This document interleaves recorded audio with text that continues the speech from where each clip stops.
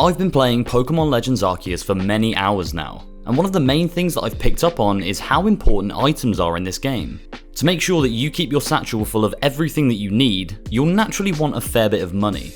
Now you will earn this organically through playing the game, but there are multiple things you can do to speed up the process.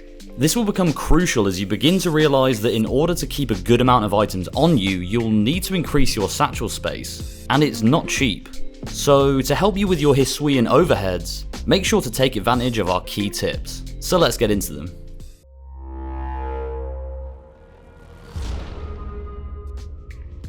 The first tip we've got for you involves collecting resources. Now this is a huge part of the game anyway, but there are ways to go about it that ensure you earn some extra Pokédollars for doing so. You'll probably have noticed that some of the resources that you can collect will occasionally sparkle as you go by them. This means that you'll receive a bag of Stardust when you break down the material. You'll be able to see the sparkles from a pretty long way away too, even with this game's less than ideal rendering distance. Stardust can be sold to the Galaxy team member for 1,000 Pokédollars, which rack up pretty quickly when you're purposefully seeking them out to obtain. Throughout the many hours that I've put into Legends, I've seen a ton of sparkles whilst roaming around. They're actually really common, so make sure you're taking advantage of them and you'll never have to worry about buying materials again. Tip number 2 revolves around taking advantage of the space-time distortion feature in the game. If you watched our video explaining these, you'll know just how valuable they are, not only for rare Pokemon spawns, but rare item spawns as well. These include evolution items such as linking cords and any type of evolutionary stones, like water stones, fire stones, razor claws, literally anything you can think of. All of these can sell for a fair bit of money themselves, so if you don't have a Pokemon to use it on, it's always worth grabbing it just to make some more cash. On a separate note, obtaining these will also save you a bunch of time collecting merit points, which are needed to buy them from the trading post, so it really is a win-win. Along with these evolution items, you can also find Stardust and Star Pieces lying around. As previously mentioned, the Stardust can collect 1,000 Pokédollars on its own, but the Star Pieces will go for 5,000. You can get even luckier too, if you happen to find a nugget. These will be a rarer spawn than Star Pieces, but it is crucial to grab them when you can, as they retail for a huge 10,000 Pokédollars. So it is essential to scour the distortions and pick up anything you find. Even if you don't get lucky enough to find a Star Piece, you can actually craft them. If you go and talk to Anvin in Jubilife, you can buy the recipe for 10,000 Pokédollars. Whilst this is double the value of a Star Piece, you're essentially taking one step back to take 2 steps forward. Once you have it, you can now collect Stardust from shining materials and space-time distortions, and use them alongside shards to create Star Pieces.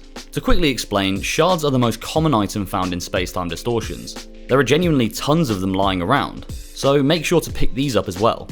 Once you have the Stardust, shards, and the recipe, you can craft Star Pieces by using 1 bag of Stardust, 3 green shards, 3 blue shards, and 3 red shards. If you combine the Stardust you find from sparkling materials with the shards and the extra Stardust from the space-time distortions, you'll be able to make a lot of Star Pieces in no time.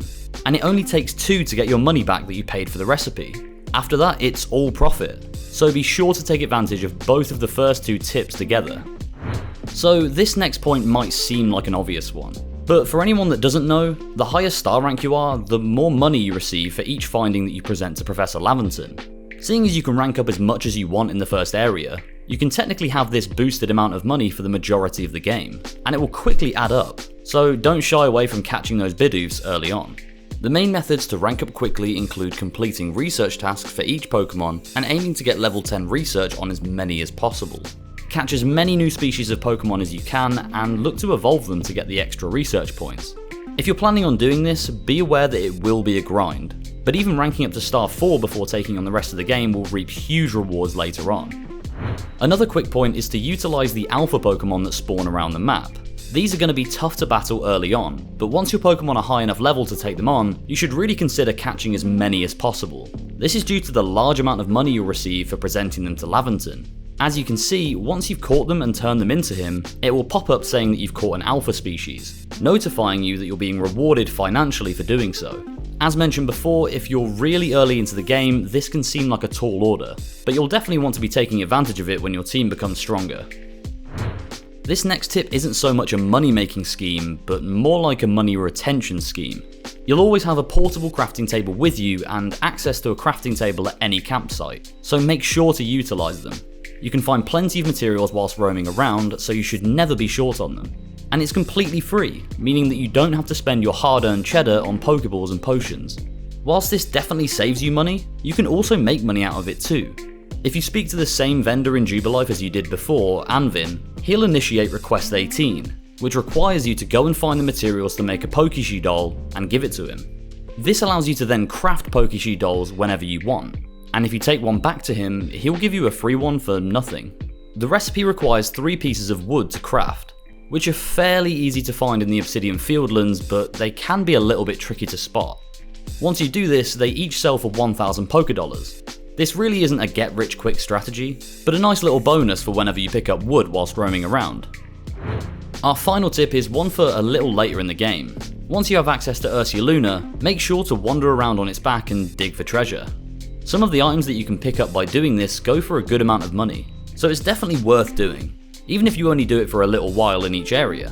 Sometimes whilst digging, all you'll find is tumblestone and mud, but other times you can find rare items such as black augurites or star pieces, which, as I said before, sell for a tidy 5,000 Pokedollars. The best thing about the Ursaluna method of earning money is that it's a little bit time consuming, but it's totally free and essentially never ending. You could spend an entire day just hunting for treasure and make hundreds of thousands of Pokedollars if you wanted to, but you'll have to have a lot of patience to do that. So they were our tips on how to make money fast in Pokemon Legends Arceus. Let us know in the comments below if you'll be using some of these to become the richest person in Hisui. And don't forget to subscribe to the channel whilst you're at it. It helps us out a lot and costs exactly 0 Pokedollars.